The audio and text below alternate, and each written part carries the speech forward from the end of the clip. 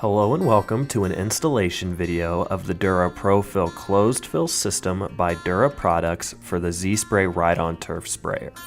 It's important to note that before we begin, we'll be installing the ZSpray accessory kit on an intermediate machine which goes hand in hand with the Z Max.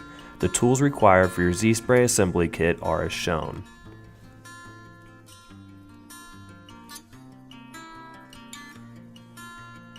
In your ZSpray accessory kit, you should find the following as shown.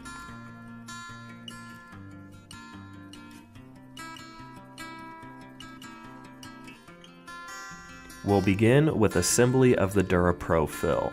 Take a poly nipple, apply thread sealant compound, and attach it to the male dry brake poppet. Attach the nipple to the T, then attach the nipple to the 90-degree elbow. Take the last poly nipples with sealant and attach it to the opposite sides of both the 90-degree elbow and poly T. Grab your 7/16 combination wrench and begin to loosen the nuts on the ball valve. Once both nuts and washers have been removed, add your valve bracket. Once added, place the standard nuts and washers back on and tighten. Repeat the same step but for the second ball valve. Add thread sealant to the poly nipple attached to the poly T and screw on the left side bolted ball valve. Repeat this same step but for the poly nipple attached to the 90-degree elbow. Apply thread sealant compound to the poly nipple attached to the male dry brake poppet. Grab your poppet support bracket and FPT lock nut. Make sure that your FPT lock nut cutout side faces the plumbing, then proceed to screw on as shown. Take your large groove joint pliers and tighten the FPT lock nut. Take your 1/4 inch by 1 inch screws with washers and place them through the valve brackets. Grab your combination wrenches and tighten the 4 hex bolt screws and nuts. Grab both your 1 inch 3/4 poly 90-degree hose barbs and apply the sealant. Grab your adjustable wrench and make about a 3/4 turn after they're hand tight.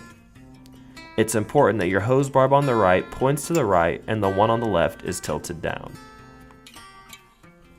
Now that your assembly is complete, you're ready for the ZSpray installation. Grab your 1/2 inch combination wrenches and unscrew the 5/16 bolt on the metal bracket. Place your poppet support bracket against the metal bracket and hand tighten your screws.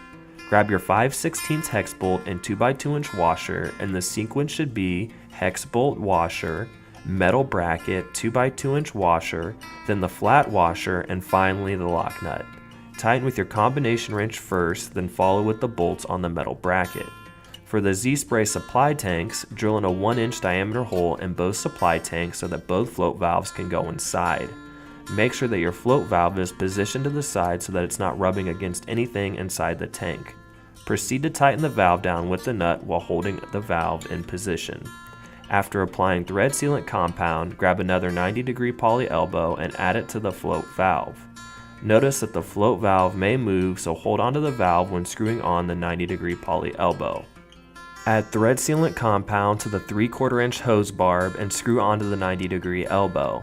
The left-sided hose will need to be cut at approximately 35 inches and the right-sided hose at approximately 56 inches. The hoses will need to be cut longer for the ZSpray Max. You can route the hoses on the machine, then cut them to length before attaching them to the hose barbs.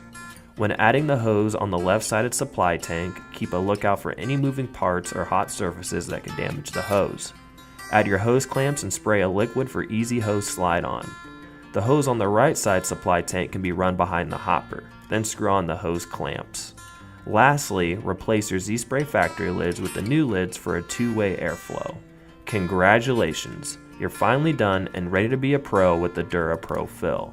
Thanks for watching and enjoy your new Dura-PROfill closed fill system from Dura Products.